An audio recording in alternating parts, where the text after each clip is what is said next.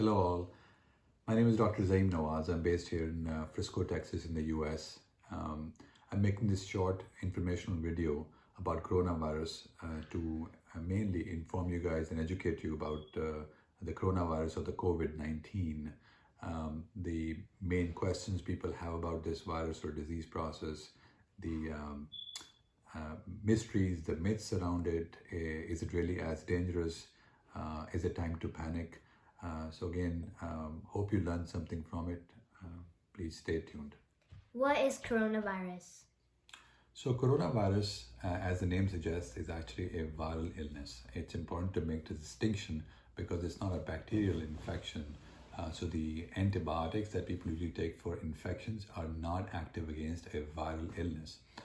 And coronavirus, initially named in February as severe acute respiratory syndrome coronavirus 19, the illness that it caused is called and named by the World Health Organization as COVID-19. So the illness itself is called COVID-19, and now for simplicity's sake, World Health Organization is calling the virus COVID-19 illness-causing virus. So it should be referring this as COVID-19 virus nowadays. What are the symptoms of coronavirus and when you suspect you have it? The most common symptoms people have are fever, cough, mainly a dry cough. You can have shortness of breath or difficulty breathing, runny nose, a sore throat. The symptoms can be very mild or can be very severe. It could be, the patients could be asymptomatic, meaning have no symptoms at all, or could have a mild respiratory tract illness like cough and cold. It could progress to severe pneumonia-like symptoms requiring hospitalizations and eventually respiratory failure. Important thing to know is that it can take up to 2 to 14 days for any symptoms to show up after you get infected. Why is it important? It's important because you may be infected and transmitting it to other people and not know that you have the disease because you may not have any symptoms up to 14 days. How long does the illness last? Since this is a viral illness, as most respiratory illnesses that are viral are self-limited, the usual course of this is also self-limited. The shortest duration that has been noted has been 8 days. The longest has been up to 37 days, but average is around 20 days of illness. Who is most affected by this virus? So not all people that get infected with this virus have a severe illness. Actually, 80% of people who get this virus actually have a very mild illness and it goes away.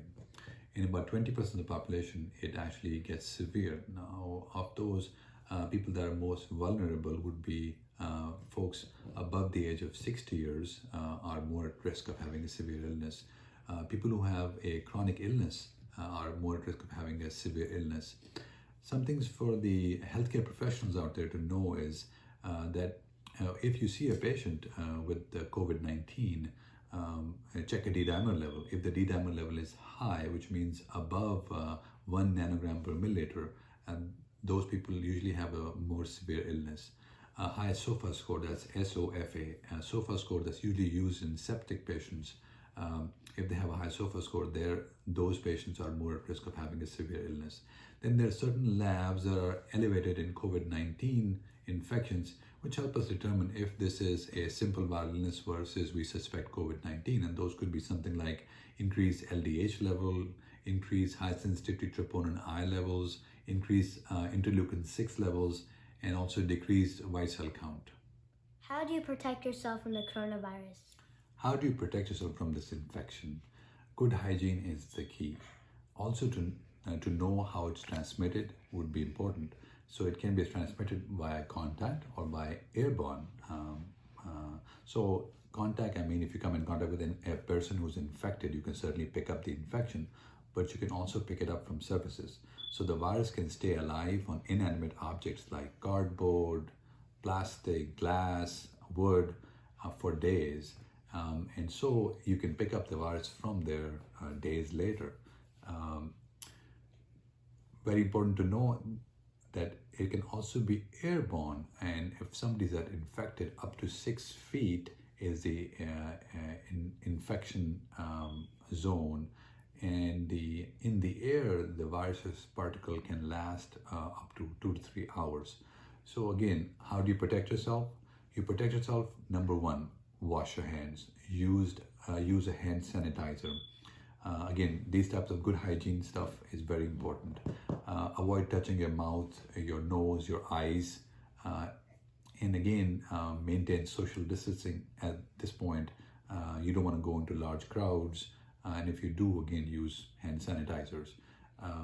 A very important question I get asked all the time is, should I be wearing a mask?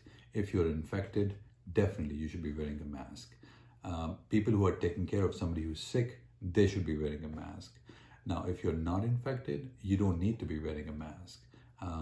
And this is run into a panic mode now that people are looking for masks that are not infected. Please leave for people who are infected or who are taking care of somebody who's infected. Is it really that bad? So again, at the end, is it time to panic? And do we need to sound the alarms? Let's evaluate the numbers a little bit. Let's compare this illness to the common flu. 5 million people around the world get infected by the common flu or influenza every year. Out of those, 650,000 people die every year of the common flu. As compared to COVID-19, as of now, which is March 14, 2020, we've had 156,000 confirmed cases of COVID-19. Out of those, we've had 6,000 deaths. So by numbers, it pales even to the common flu. But looking closely, the fatality rate for the common flu is less than 1% of the populations who are infected. In COVID-19, the mortality rate is 2 to 3%. So certainly higher than the common flu, but again in the order of 2 to 3%. Why are we concerned about this illness? It is the ease of transmission of this illness that really is the key. It is so easily transmittable that you can get it from the actual patient or something that the patient or the infected person has touched. So from that standpoint, the ease of transmission is the potential that makes it a pandemic, meaning the potential to grow and transmit very readily.